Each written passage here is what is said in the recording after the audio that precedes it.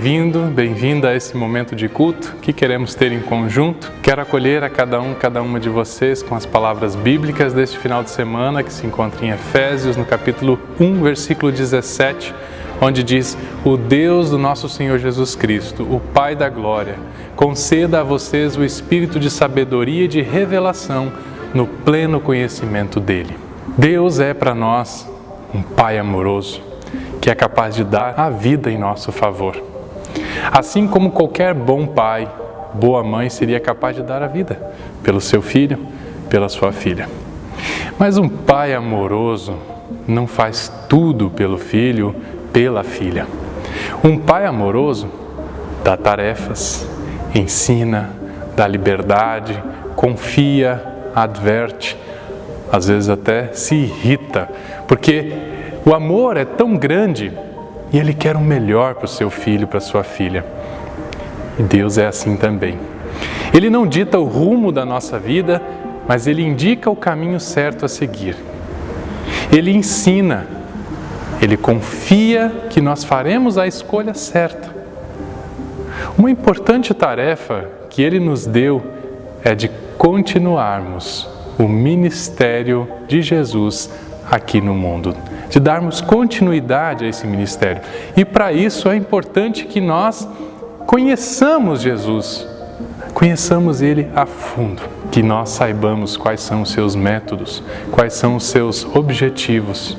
E vamos também enfrentar resistências como as que Jesus enfrentou. Ele também teve que enfrentar muitas dificuldades. Faz parte do processo. Mas tudo vale a pena. Porque o amor nos sustenta. O amor, ele nos une, nos reúne, liberta, salva e até mesmo cura. O amor é o principal método de Jesus. É por esse amor que nós estamos aqui, é por esse amor que nós nos comunicamos dessa forma, para não deixar que a palavra de Deus deixe de florescer em nós. Tendo o Espírito de Cristo em nossos corações, nós somos chamados a nos reconciliarmos com Deus e com o nosso próximo em amor e darmos continuidade à sua obra aqui nesse mundo. Que esse culto nos ensine, que esse culto nos anime nessa importante tarefa e que Deus nos inspire e conceda seu espírito de sabedoria e pleno conhecimento nele. Amém.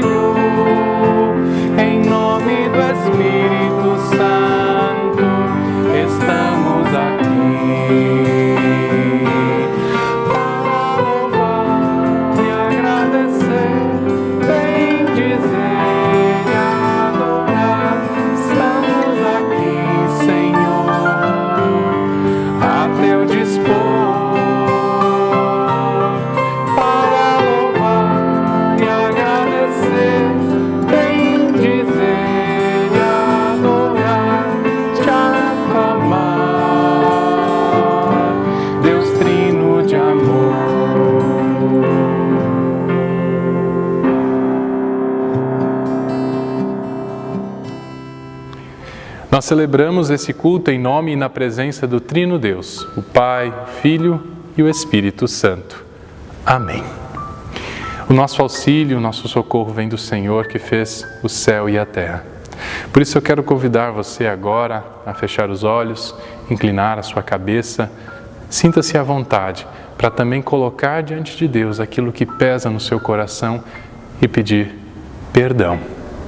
Oremos.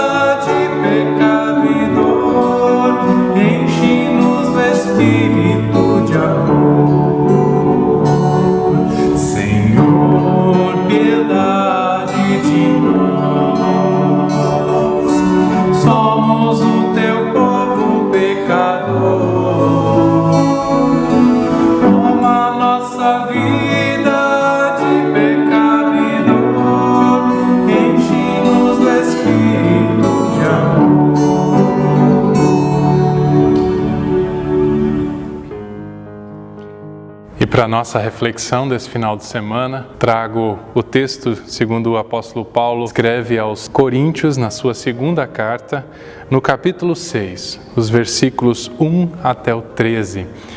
Eu passo a ler. Portanto, nós, como companheiros de trabalho no serviço de Deus, pedimos o seguinte: não deixem que fique sem proveito a graça de Deus, a qual vocês receberam.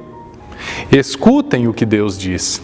Quando chegou o tempo de mostrar a minha bondade, eu atendi o seu pedido e o socorri quando chegou o dia da salvação. Escutem, este é o tempo em que Deus mostra a sua bondade. Hoje é o dia de ser salvo. Não queremos que alguém ache defeito no nosso trabalho e por isso fazemos o possível para não atrapalhar ninguém. Pelo contrário, em tudo mostramos que somos servos de Deus, suportando com muita paciência as aflições, os sofrimentos e as dificuldades. Temos sido chicoteados, presos e agredidos nas agitações populares. Temos trabalhado demais, temos ficado sem dormir e sem comer. Por meio da nossa pureza, conhecimento, paciência e delicadeza, mostramos que somos servos de Deus. Por meio do Espírito Santo, temos mostrado isso pelo nosso amor verdadeiro, pela mensagem da verdade e pelo poder de Deus. Por vivermos em obediência à vontade de Deus, temos as armas que usamos tanto para atacar como para nos defender. Somos elogiados e caluniados. Alguns nos insultam, outros falam bem de nós. Somos tratados como mentirosos, mas falamos a verdade. Somos tratados como desconhecidos, embora sejamos bem conhecidos de todos. Somos tratados como se estivéssemos mortos, mas, como vocês estão vendo, continuamos vivos. Temos sido castigados, mas não fomos mortos. Parecemos pobres, mas enriquecemos muitas pessoas. Parece que não temos nada, mas na verdade, possuímos tudo. Queridos amigos de Corinto, temos falado francamente, temos aberto completamente o nosso coração para vocês. Não temos fechado o nosso coração, vocês aqui têm fechado o coração de vocês para nós. Eu falo com vocês como se vocês fossem meus filhos. Tenham por nós os mesmos sentimentos que temos para com vocês. E abram completamente o coração de vocês para nós. Até aqui as palavras do apóstolo Paulo. A graça do Pai, o amor do Filho e a comunhão com o Espírito Santo esteja com cada uma de vocês. Amém. Queridos irmãos, queridas irmãs na fé em Cristo Jesus, eu digo a vocês que nós cristãs temos um ingrediente, uma característica que ao mesmo tempo é uma bênção, é algo maravilhoso, algo libertador, mas também é algo que nos coloca numa situação perigosa e desafiadora. Como descobrir que ingrediente é esse? Somos cristãos, somos cristãs, logo, somos aquelas pessoas que dão seguimento ao ministério de Jesus aqui no mundo. Relembrando algumas imagens que o próprio apóstolo Paulo nos deu, nós somos o corpo de Cristo, ou seja, somos os braços, as pernas, as mãos, a boca e também os ouvidos de Cristo aqui no mundo, sendo que Cristo continua sendo a cabeça. Outra imagem é a de filhos e filhas de Deus. Nós somos herdeiros da graça que nos foi oferecida, de graça, de forma totalmente imerecida, mas que também nos move a agir de acordo com os ensinamentos do Pai. Fazemos parte da nova aliança de Deus com o mundo, que envolve perdão dos pecados, salvação eterna no reino de Deus, que dura para sempre. Isso nos dá uma grande responsabilidade. Nós somos reconciliadores, reconciliadoras de Deus com o mundo e do próprio mundo também entre si. Pouco antes do nosso texto, lá em 2 Coríntios, no capítulo 5, versículo 18, lá está escrito o seguinte: Deus, por meio de Cristo, nos transforma de inimigos em amigos dele. E Deus nos deu a tarefa de fazer com que os outros também sejam amigos dele. Nessa versão bíblica, fala como se essa relação de reconciliação envolvesse apenas pessoas. Mas no grego, o apóstolo Paulo diz a seguinte frase: tudo provém de Deus e em Cristo Deus reconcilia o mundo consigo. Portanto, a nossa tarefa se estende a toda a criação. Ou seja, a natureza, os animais, o universo inteiro são reconciliados com Deus e estão sob os nossos cuidados. Cabe a nós agora mantermos essa criação preservada de acordo com a vontade do próprio Deus. Entre tantas outras imagens que nós poderíamos usar para exemplificar a obra de Deus em Jesus Cristo e como essa obra continua ou deveria continuar em nós, eu quero citar uma última. Nós temos o Espírito Santo de Deus em nossos corações. Ou seja, Deus habita em nós. Mesmo com todas as incumbências divinas, mesmo que sejamos servas exemplares de Deus, cumprindo com a maioria das nossas tarefas, o que é muito difícil, é imprescindível lembrar que nós continuamos sendo pecadores, pecadoras, e não merecemos a salvação. A graça de Deus é a única garantia de salvação. Mesmo o apóstolo Paulo, depois de uma vida dedicada a Deus, tantas provações e desafios que ele passou, chegando a sofrer o martírio no final, ou seja, a morte por não negar a sua fé. Mesmo ele afirma que, se não fosse a graça de Deus, ele estaria condenado. Paulo os lembra constantemente dessa total dependência da graça de Deus. Esse tema se torna importante porque a prática do amor, tal como era em Jesus, gera resistência e pode trazer graves consequências para aqueles que tentam seguir os passos de Jesus, como foi com o próprio apóstolo Paulo e também com os outros apóstolos. E aqui nós chegamos ao nosso ingrediente irritante, né? Algo que ao mesmo tempo é uma bênção, mas também é maravilhoso, é libertador. A gente se ama, a gente se ajuda, a gente se cuida, a gente se une em favor de uma causa, em favor dos mais pobres, dos doentes, dos menos favorecidos. Isso causa indignação nos poderosos, incomoda aqueles que não possuem esse ingrediente. Pior ainda, Eles percebem como dá certo viver assim como nós vivemos. Como somos felizes e progredimos, inclusive, na vida, mesmo tendo um coração aberto, solidário e amoroso, pacífico, o que para muitos não se encaixa com uma vida boa que progride. De novo, mesmo que enfrentemos todo tipo de provação e sofrimento, não é o fato de resistir que salva, não é a obra, e sim a graça de Deus. Qualquer obra humana, desde a mais simples até o martírio, não é pré-requisito para a salvação. É antes e tão somente a graça de Deus que nos salva.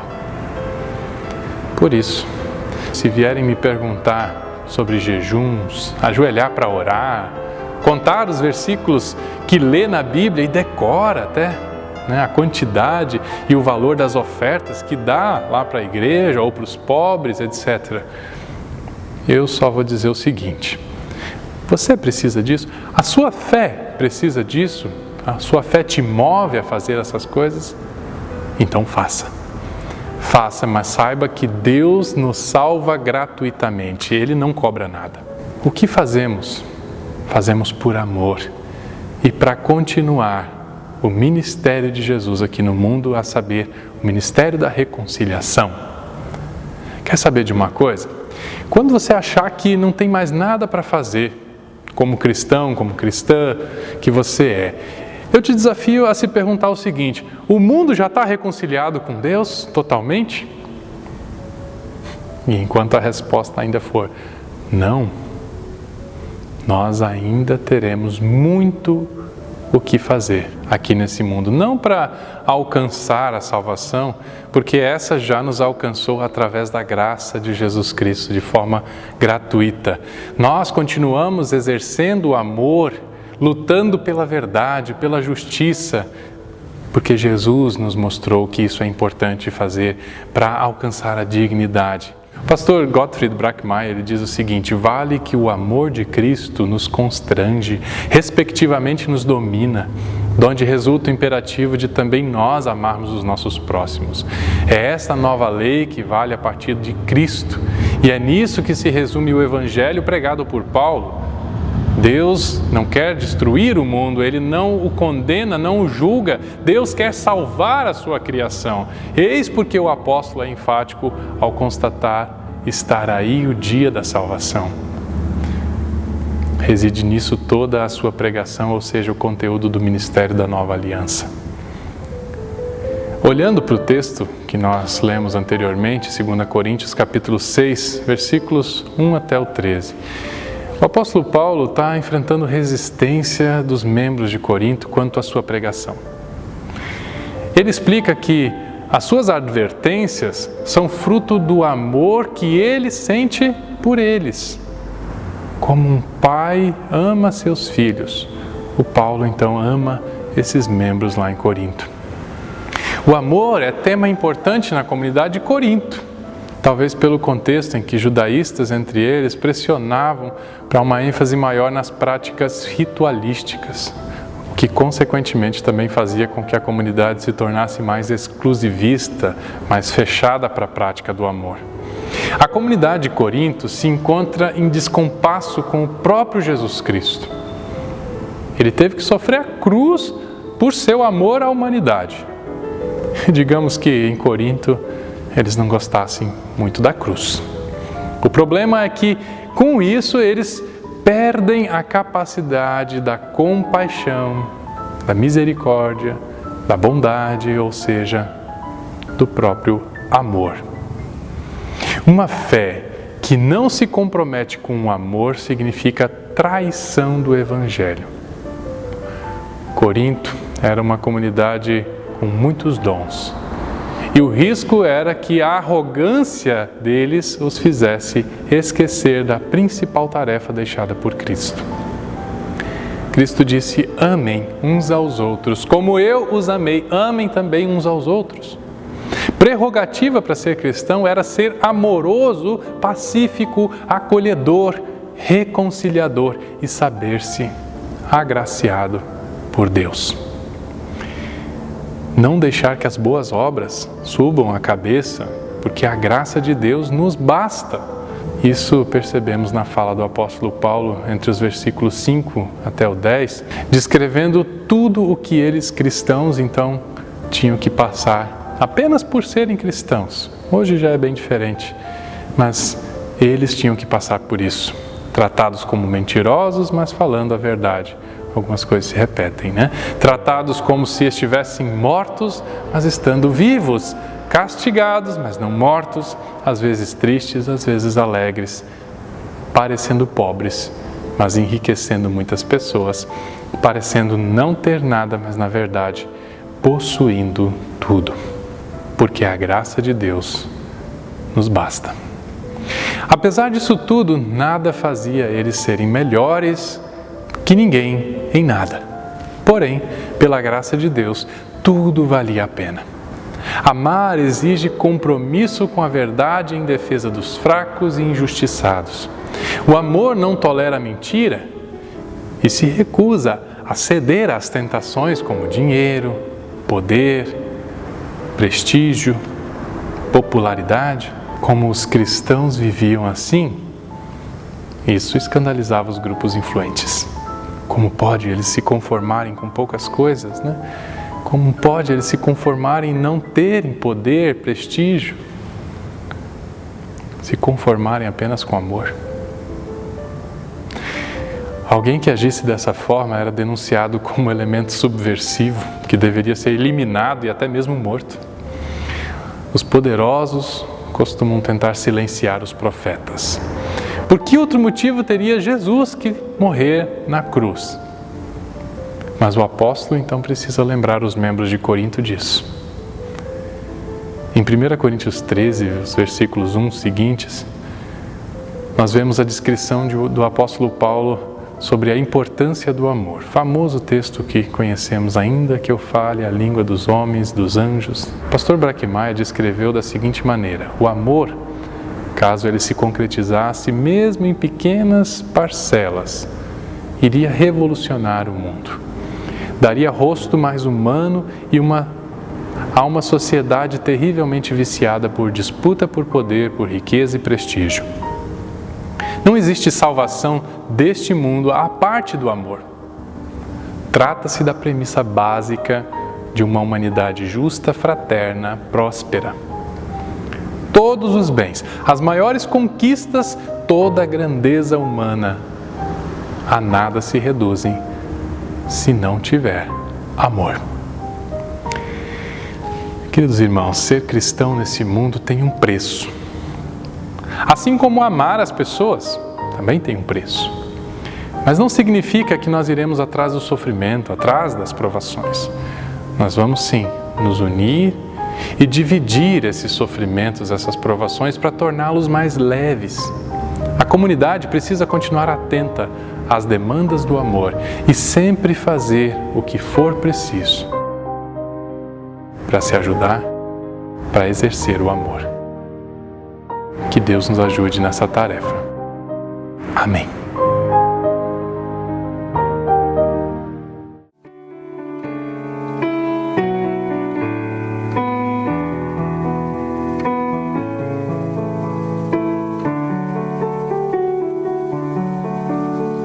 Ainda que eu fale as línguas dos homens e dos anjos, mas se eu não tiver amor, serei como um metal ou um símbolo que retine. Nada serei, sim, nada serei se eu não tiver amor. Ainda que eu tenha o dom de profetizar e conheça todos os mistérios, toda a ciência, ainda que eu tenha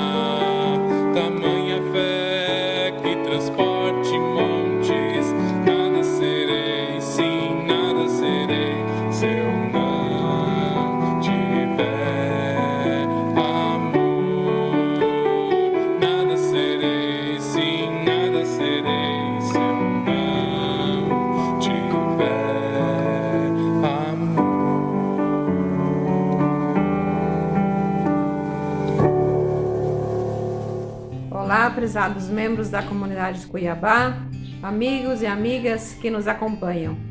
Temos os seguintes avisos. No próximo domingo, dia 4 de julho, teremos culto presencial às 9 horas e também confirmação de 4 adolescentes. Que Deus os abençoe. A oferta de hoje é sinodal. O Sino do Mato Grosso tem parceria com o distrito Sieg-Roya na Alemanha. Essa parceria já existe há 29 anos. Esse ano iria uma delegação do Brasil para a Alemanha, mas devido à pandemia não foi possível. Agradecemos as ofertas e suas orações em favor desta comunhão. A campanha Vai e Vem é a principal fonte de recursos da nossa igreja para apoiar projetos, comunidades que passam por necessidades financeiras. Temos envelopes, cofrinhos e também pode ser feito através de transferência bancária ou Pix, ou ainda diretamente com a tesouraria da comunidade. Continuamos com a campanha para a renovação e aquisição de equipamentos de som para a transmissão dos cultos pela internet. E estamos trabalhando nisso. Qualquer pessoa de perto ou de longe que quiser contribuir será bem-vinda. Só entrar em contato com o presbitério ou com o pastor Adriel. O projeto diaconal no Jardim Vitória também continua aberta a campanha para aquisições de cestas básicas e para a manutenção. Também iniciamos aulas de reforço com algumas crianças do bairro, conduzidas pelo candidato a missionário Abraão. E estamos lançando o convite para quem quiser colaborar, doar um pouco do seu tempo para esse trabalho junto às famílias carentes. Venha falar conosco. Desejo a todos uma abençoada semana com muita paz, saúde e alegria. Um abraço a todos. E chegamos ao final de mais esse momento de culto e queremos também nos colocar em oração, pedindo em favor das pessoas mais necessitadas, pessoas adoentadas, enlutadas, pessoas que estão sofrendo por diversos motivos, seja o desemprego, a depressão, separação, brigas, conflitos, falta de amor.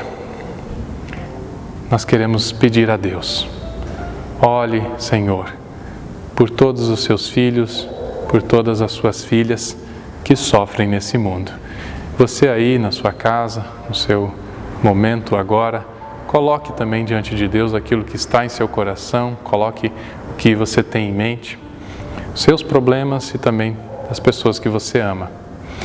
Nós também queremos colocar aqui situações da nossa comunidade. Lembramos da família da nossa querida Dona Nelce, que está passando pelo luto por causa da perda do seu filho Jorge.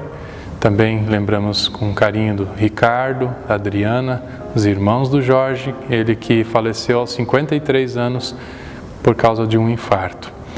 Oramos para que Deus console o coração de vocês. Entre outras coisas que tivermos para colocar agora nas mãos de Deus, queremos fazer isso, orando em conjunto a oração que Ele nos ensinou.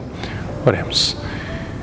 Pai nosso que estás nos céus, santificado seja o teu nome. Venha o teu reino, seja feita a tua vontade, assim na terra como no céu. O pão nosso de cada dia nos dá hoje e perdoa-nos as nossas dívidas, assim como nós também perdoamos aos nossos devedores. E não nos deixes cair em tentação, mas livra-nos do mal, pois teu é o reino, o poder e a glória para sempre. Amém. Recebam agora a bênção que vem do Trino Deus para a vida de cada uma de vocês. O Senhor te abençoe e te guarde. O Senhor faça resplandecer o seu rosto sobre ti e tenha misericórdia de ti. O Senhor sobre ti levante o seu rosto e te dê a paz. Em nome do Pai, do Filho e do Espírito Santo. Amém. Permaneçam em paz e sirvam a Deus com alegria. Demos graças a Deus. A todos uma abençoada semana, um tempo abençoado junto a Deus, que vocês consigam exercer o amor com boa vontade, com felicidade, alegria no coração e que esse amor se estenda também hoje, nesse tempo difícil que estamos passando, as pessoas que mais sofrem em especial. E não esqueçam, vai passar. Amém.